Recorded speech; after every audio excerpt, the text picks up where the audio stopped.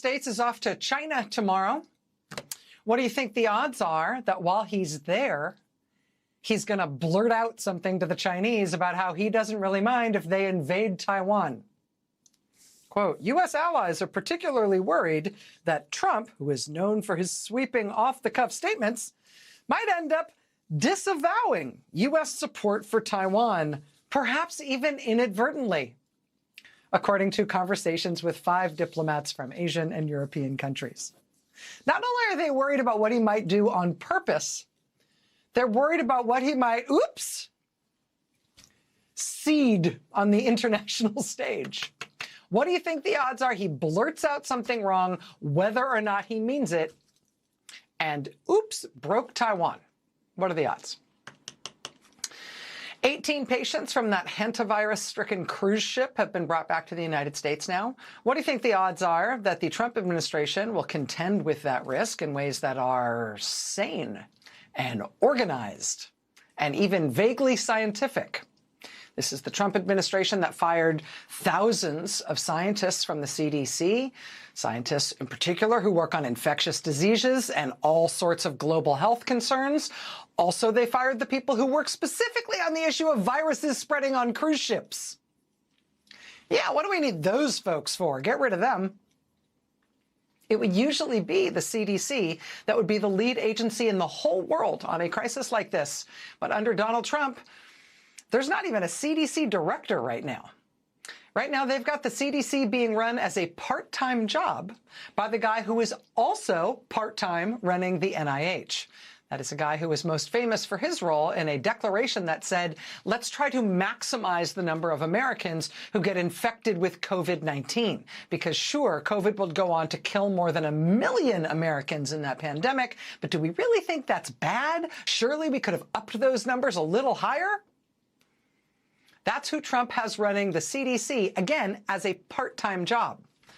Under Trump, the FDA is being run by a guy who, it was widely reported on Friday, is being fired from his job at the FDA.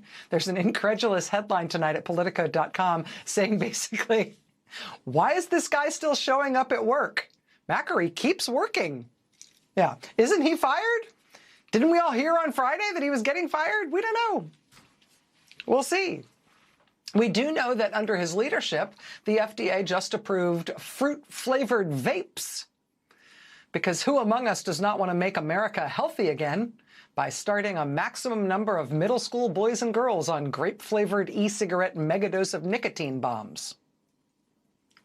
Maha. Under Donald Trump, the U.S. government's health agencies are also leaning in on tanning beds for kids. Seriously, for kids. So your kid can have healthy-looking skin like HHS Secretary Robert F. Kennedy Jr.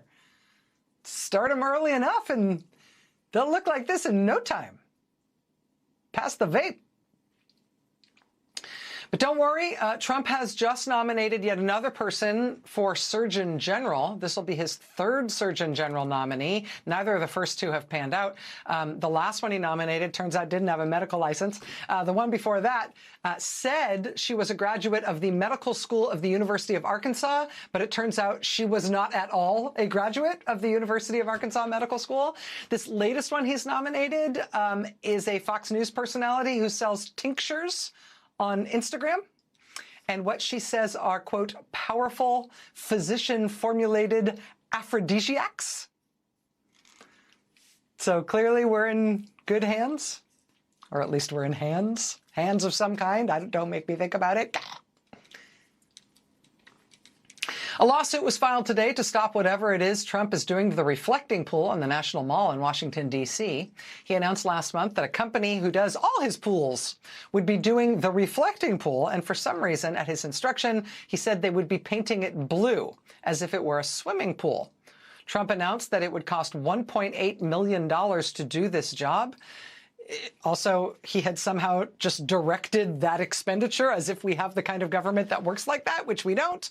But today, the New York Times reports that mysteriously late last week, the amount being paid to the people he hired on a no-bid contract to paint the reflecting pool blue, that amount suddenly on Friday ballooned from the $1.8 million Trump had announced to, quote, more than 7 times that figure in an unannounced contract revision on Friday.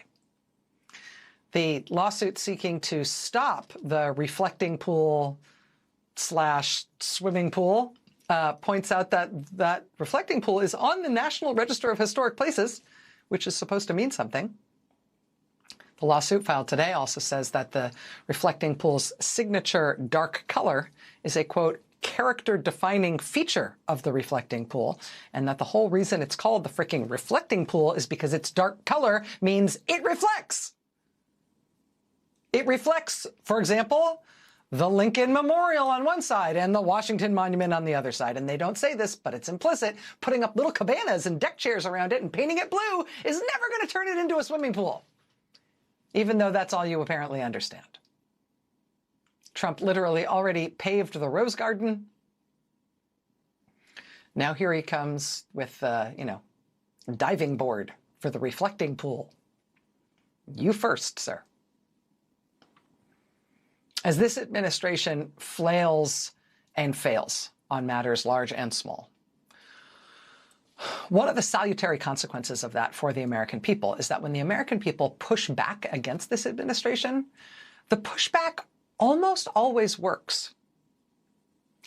And I just want to take one example, one example that we have focused on a lot here on this show. And I will tell you, the reason we have focused on it a lot is because of me, because I frankly have spent a long time reading the history of guys like Trump in our country and in other countries around the globe over time, in multiple generations, in multiple centuries, and patterns emerge, okay?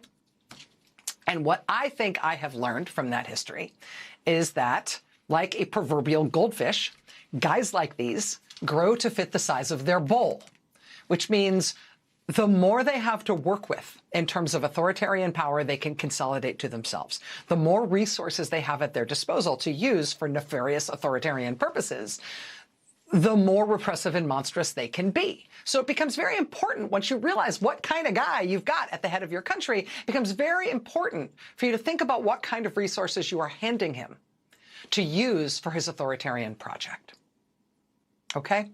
And so, given what we know about Trump's inclinations and fantasies, do you really think it's a good idea for the American people with their tax dollars to build this particular president, a huge new network of some of the largest prison facilities on earth, all specifically designed to hold people without trial and essentially outside the reach of the legal system? Is that a good idea to give him that kind of a system to play with? I think there is a case to be made that that could be one of the single most dangerous, one of the single worst ideas we could have as a country in terms of handling the risks posed by an aspiring autocrat. And so over the last few months, I have been acutely interested in this warehouse prison plan that Trump, in his wisdom, has unveiled. I have been acutely interested specifically in seeing the American people everywhere, red states, blue states, urban areas, suburban areas, rural areas, everywhere.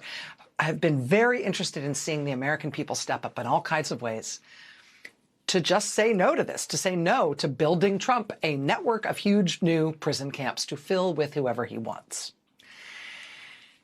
And tonight, I can tell you, and I think this is an important moment to mark, I can tell you tonight that if you have been part of the fight against those prison camps, if, for example, you supported the national protests against the Trump prison camps that took place a few weeks ago, or if you have supported the fight back in one of the dozen-plus states where they tried to put these things and failed already, if you were part of getting one of these Trump prison camps canceled in Merrimack, New Hampshire, in Ashland, Virginia, in Hutchins, Texas, in Durant, Oklahoma, in Oklahoma City, Oklahoma, in Kansas City, Missouri, in Chester, New York, if you're in one of the places that has got one of these things canceled already, if you are in one of the places that's still now fighting tooth and nail to stop one of these prison camps from coming into your town and your state, in places like Roxbury, New Jersey, and Salt Lake City, and Hagerstown, Maryland, and Socorro, Texas, and Social Circle, Georgia, and Surprise, Arizona, and Romulus, Michigan. If you have been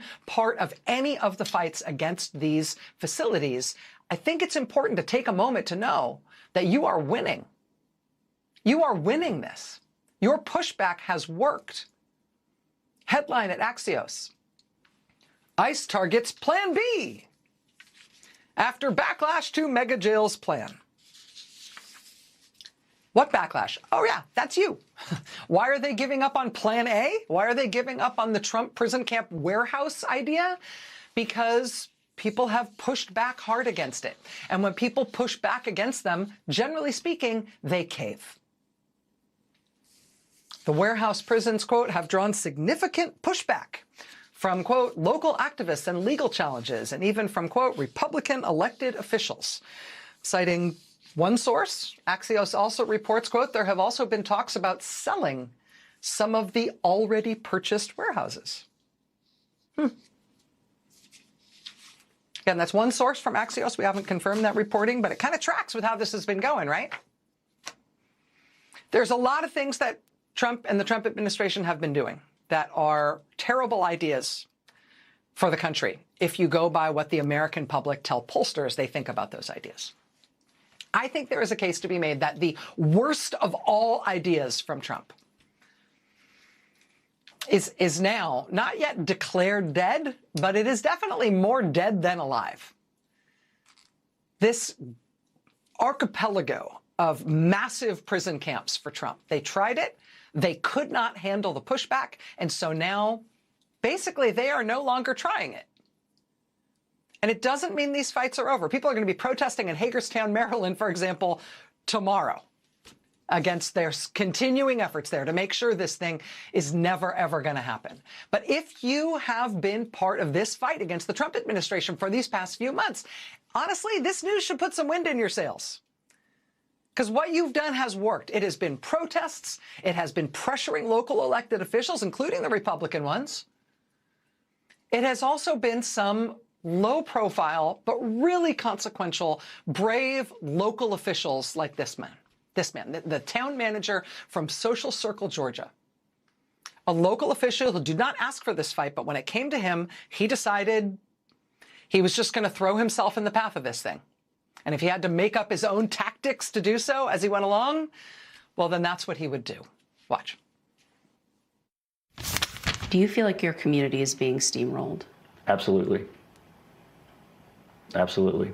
I feel like at times that I am one man standing in front of the freight train. That's the federal government. The facility was originally set to open in May or June. Under Mullen, the timeline is unclear. For now, Taylor is using every tool to make that impossible. I have put a lock on the water meter over there. You went over and locked their water at the facility? Yes. Can you do that? I don't know. Okay. I did. You did it. All right, it's done. I did. And I told them that I wasn't going to remove the lock until I get a satisfactory answer about how they're going to be servicing the water and sewer. You know, I'm a big admirer of John Lewis and his getting good trouble, and that's my one way of hopefully, you know, getting into some good trouble on behalf of this community. Getting into some good trouble. That's the city manager of Social Circle, Georgia. His name is Eric Taylor, interviewed by Antonia Hilton for MS Now. That good trouble of that kind and others has worked so far, with the Trump administration looking for a Plan B, since Plan A didn't work at all. When you push back against these guys, you win way more often than you might think. They don't want to work hard. They want to do stuff that's easier. They can intimidate people out of pushing back against. But when people do push back, more than not, they cave. And now we're starting to see this campaign against the Trump prison camp, the warehouse prisons, right? We're starting to see that campaign, that successful campaign, spread out. So it's also about the prisons that Trump already has open, not the new ones he is finding himself unable to build, but the existing prisons where Trump has been holding immigrants without trial. I mean, these are images just from the past few days. People protesting at the immigrant prison where they hold people in St. Albans, Vermont. That was this weekend. That was Friday. People protesting outside Texas Governor Greg Abbott's house on Mother's Day weekend, protesting about moms and kids held in the hellhole immigrant prison camp they hold women and children in at Dilley, Texas. We're seeing people protesting this weekend and frankly, regularly now and with increasing intensity at the biggest ICE facility in the whole Northeast, the very troubled, very screwed up Moshannon Valley facility in central Pennsylvania. Moms were protesting there this Mother's Day weekend as well, specifically about the women held at that increasingly notorious prison in central Pennsylvania. The news outlet Penn Live has just started an 8-part series on the Moshannon Valley prison for immigrants and what seems to be going so very, very wrong there. Keep your eye on that Moshannon Valley facility. People locally in central Pennsylvania are protesting there. People now coming from Pittsburgh and from Philly. Keep eyes on that. As they move to close down the so-called Alligator Alcatraz prison in the Everglades in Florida, as they move to potentially close down the Camp East Montana disastrous Trump immigrant prison that they built at Fort Bliss in El Paso, and where they've already fired the contractor who was running it. Just watch these protests, watch these campaigns. Because even though the Trump administration and all guys like him always try to make it seem like the stuff they're doing is inevitable and permanent and there's, resistance is futile, turns out none of it is inevitable and permanent. When they get pushback, they cave. They can't handle sustained, smart, nonviolent opposition. More often than not, it flummoxes them, it makes things just too hard for them, and it makes them change course. And part of that, I think an increasingly large part of that as time goes on, is because part of the reason they cave, I think, part of the reason they lose basically every fight anybody picks with them, is because they're not just hapless and shambolic when it comes to things like accidentally starting wars they don't understand and, firing all the government experts who work on cruise ship virus outbreaks, hiring influencers for doctor jobs, right? They're not just bad at that stuff. It turns out, we're seeing this more and more over time, that they are particularly bad in court. They are particularly terrible lawyers. And when you're talking about government policy, that is turning out to be a bigger and a bigger Achilles heel for them all the time. You will remember, for example, when Trump lawyers sent Merrimack, New Hampshire, legal documents that spelled out how they were going to install that Trump warehouse prison camp in Merrimack, New Hampshire. They sent the town of Merrimack, New Hampshire, all these documents spelling out how great this new prison was going to be for the economy of Oklahoma. Well, Jimmy, this is in New Hampshire. You guys, that's not right. But that kind of step on a rake error is a theme with these guys. The excellent Wired magazine just recently did a rundown on how things are going specifically at the Justice Department's voting rights section. Used to be kind of the crown jewel of the Justice Department in terms of excellent lawyers and excellent lawyering.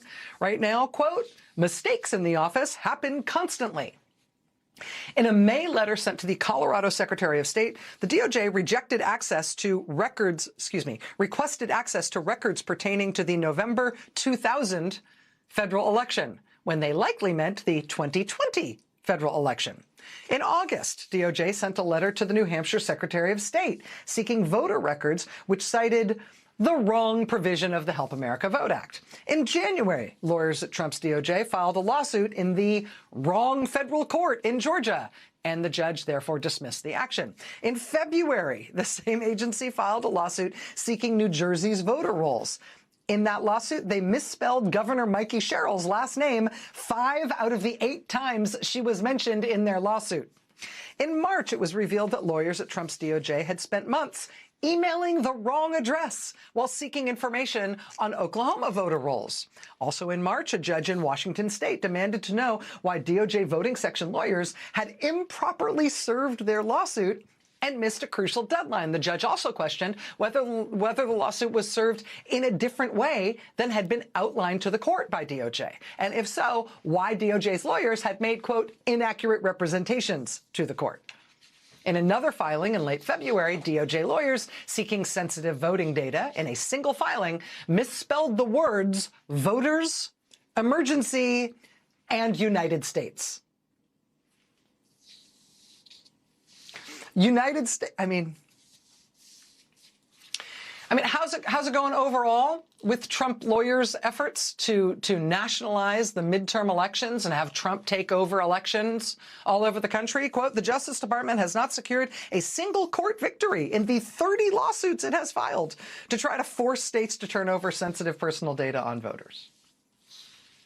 The Washington Post reports now that in the crucial Eastern District of Virginia, which handles a ton of national security cases, Trump's genius effort to bring a Banana Republic criminal case against former FBI Director James Comey, the seashells thing, that has resulted in that office losing. EDVA has lost its U.S. attorney. They've also lost the head of the criminal division there. They've also lost the head of their national security division, also the deputy head of the national security division. And yes, surprise, that is the same office that just lost the highest profile terrorism case of Trump's second term. They charged a guy with a suicide bombing at the Kabul airport that killed 13 American service members. You remember that? Well, it turns out, surprise, after losing all the top attorneys working on that case in that U.S. attorney's office, surprise, they were not able to get a conviction on that charge. Last week, we also saw Trump's DOJ abruptly drop felony charges against protesters they arrested in Illinois, protesters who were protesting against ICE. Trump's prosecutors dropped the charges, and we don't exactly know why, but they dropped the charges unexpectedly right after the judge in that case demanded to see the transcripts of what exactly those lawyers had said to the grand jury behind closed doors, in order to get those felony indictments in the first place. Is it possible that something bad was indicated in those transcripts they couldn't let the judge see? I don't know, but it cost them all those felony charges. They dropped them all. Even in the ballroom case, the ballroom, people suing to stop the stupid ballroom construction of what used to be the East Wing of the White House. Those plaintiffs have now told the judge that they believe Trump's DOJ lawyers lied to the court multiple times in that case about the ballroom. A federal judge in Rhode Island, we talked about this last week on the show, is also now pursuing a disciplinary referral against one of Trump's DOJ lawyers, for a disciplinary referral for misconduct, because that lawyer appears to have, say it with me now, lied to the court, which is something you are really, really, really not allowed to do. So we're gonna talk tonight on the show about the effort to try to fight back against the new Jim Crow. Trump's appointees on the Supreme Court voting to end the Voting Rights Act. Republicans all over the South moving with lightning speed to bring us back to the 19th century, to end all black representation in the states of the old Confederacy and anywhere else Republicans are in control. Their best trick is to make their actions seem permanent and irreversible and inevitable. The people's best trick is to push back nonviolently and relentlessly, and then watch them cave. They don't like a hard fight in the first place. When their hard fight has to involve lawyering, which it so often does, well, it turns out they're as good at that as they are at skincare advice and international diplomacy and aphrodisiacs you can buy on Instagram from the would-be Surgeon General.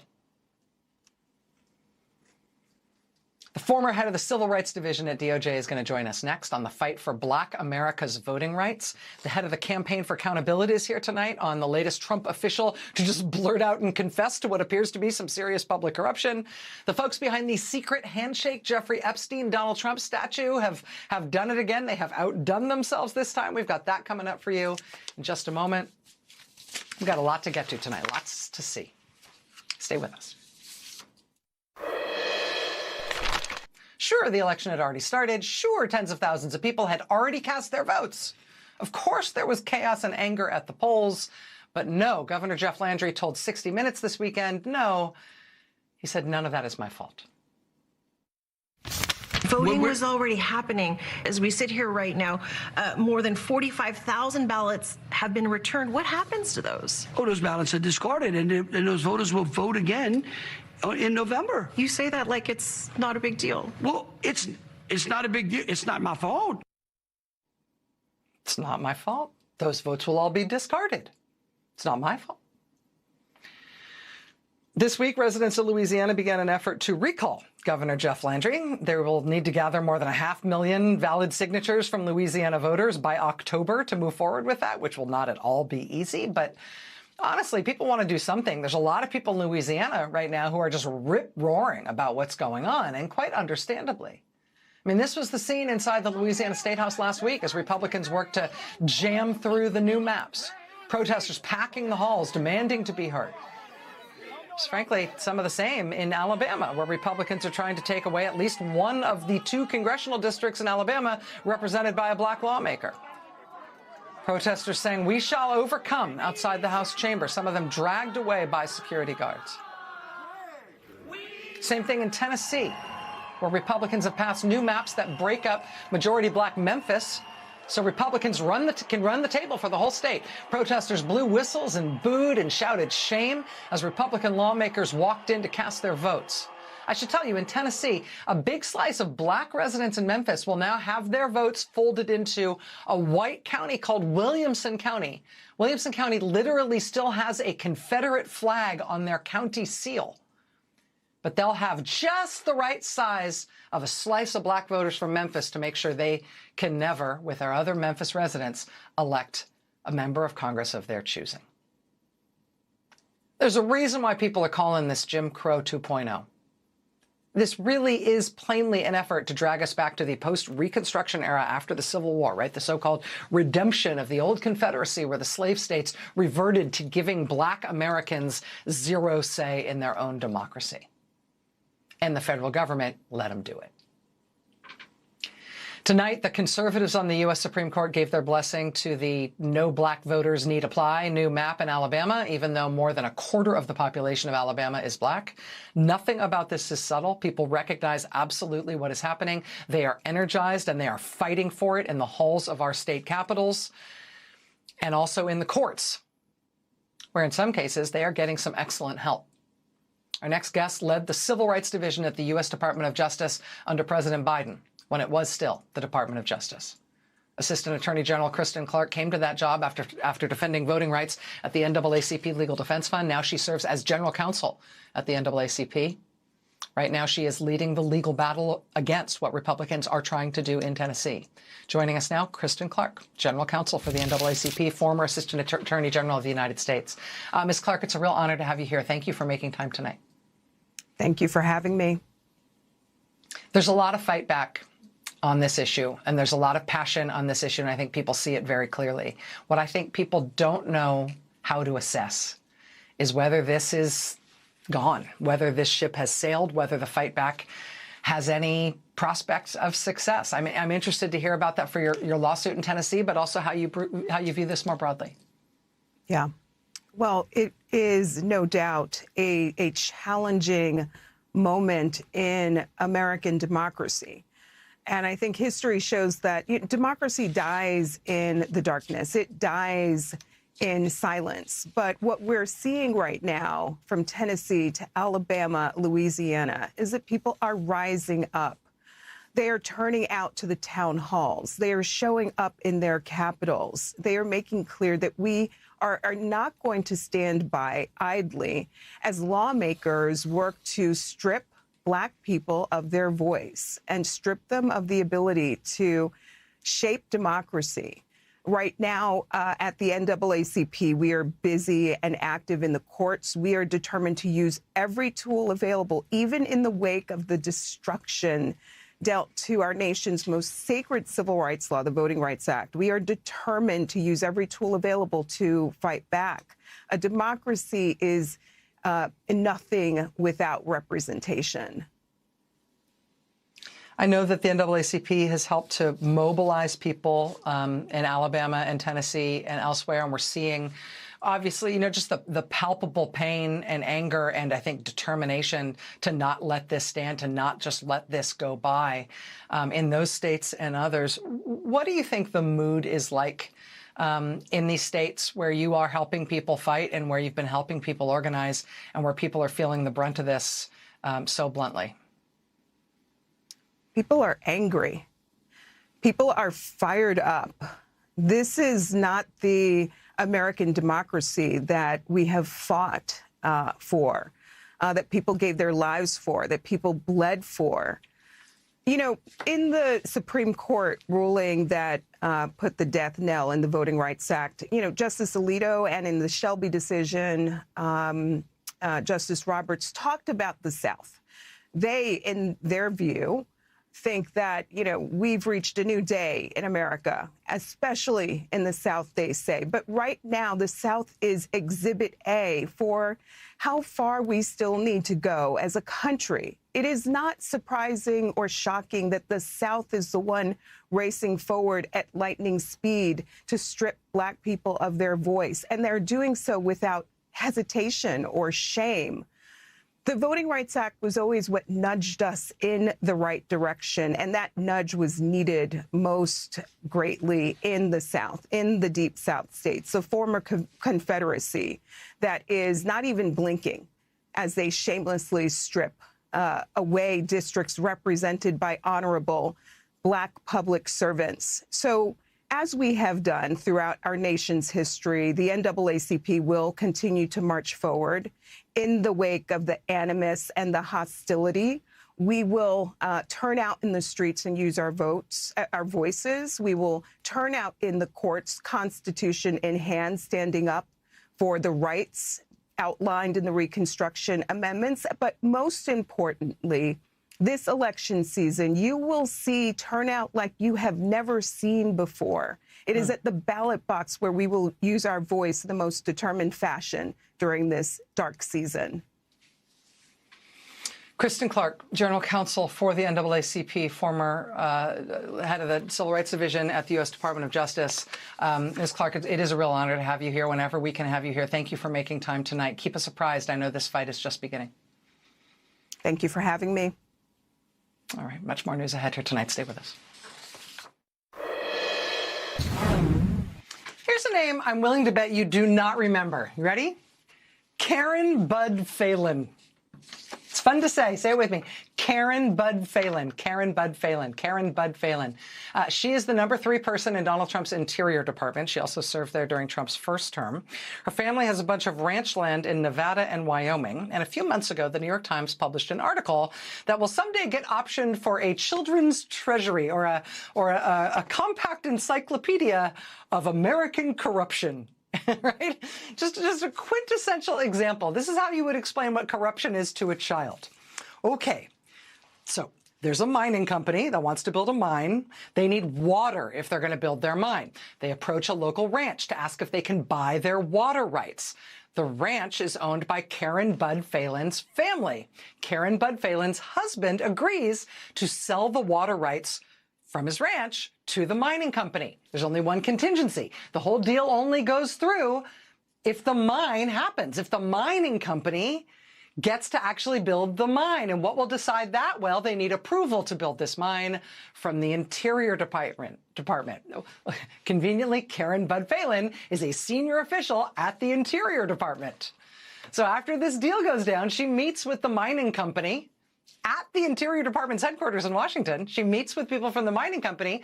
And even though the company swore that at that meeting it was just for fun, they didn't talk about the mine at all, wouldn't you know it, the mine soon got its approval from the Interior Department, where Karen Bud Phelan is a senior official. And therefore, her family got paid.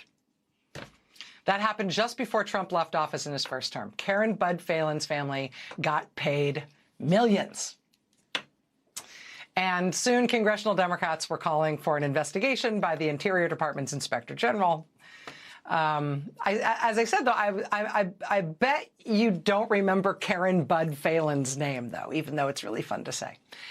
And the reason you probably don't remember her name is because the day, there'd been a bunch of really good local reporting on it, but the day the New York Times published that big national quintessential corruption story about her in January, that was the day President Trump invaded Venezuela.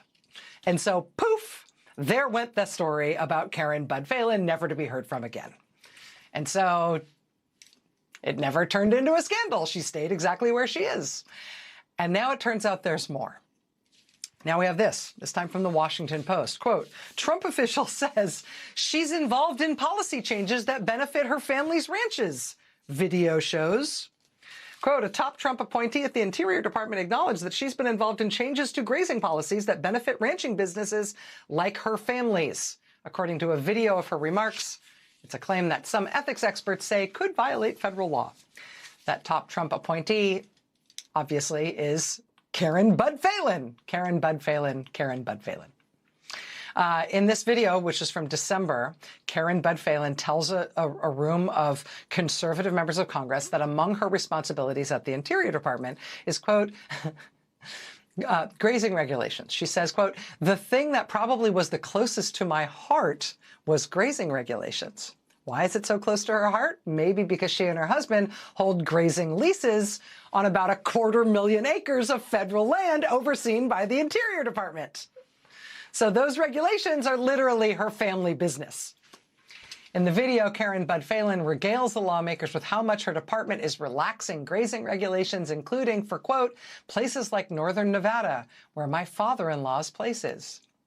Karen Bud Phelan's father-in-law died several years ago. So what she actually appears to be talking about here is now her husband's place.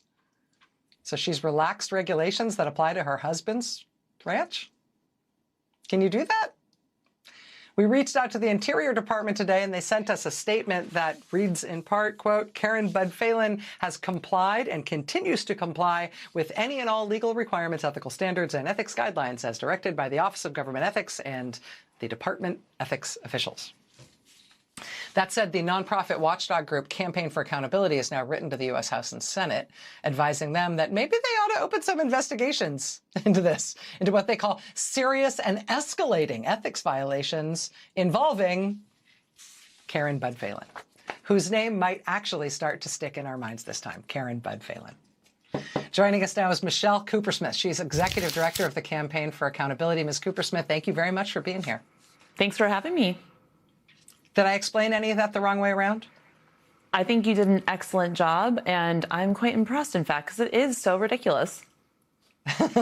Are there rules or even laws that Karen Bud Phelan could potentially be violating here? I mean, it really does seem like a very, very, very straightforward conflict of interest, like almost the way you teach somebody what a conflict of interest is.